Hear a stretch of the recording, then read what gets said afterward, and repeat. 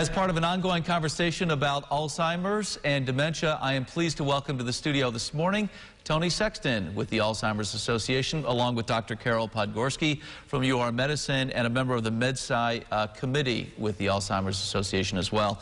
Great to have you both in studio. Thank you.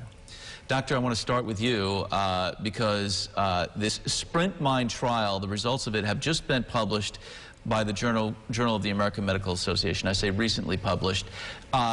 And we learned a lot. What did we learn from this trial?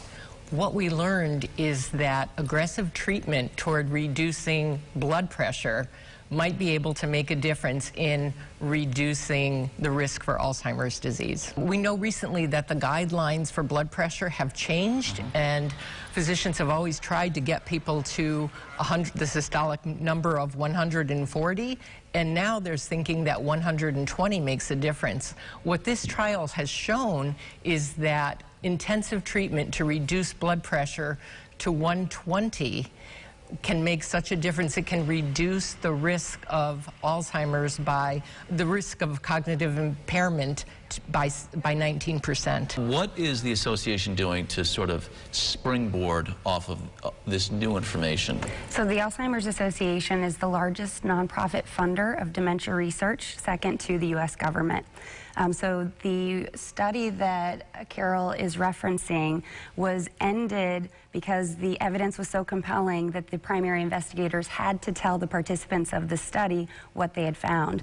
There's now a continuation of that study. While we know that there's an impact on mild cognitive impairment, there needs to be a continuation to determine whether or not it will in fact impact dementia and Alzheimer's disease. To that end, the Alzheimer's Association is going to make an $800,000 investment to help further this research. When you share this information, again, with people that are dealing with these diseases, what's the reaction? So we're talking about the lives of more than 5 million Americans and locally more than 400,000 New Yorkers. So the first time that research has lent itself to hope is the reaction that we're seeing, and the inspiration that this has given families who are impacted by the disease.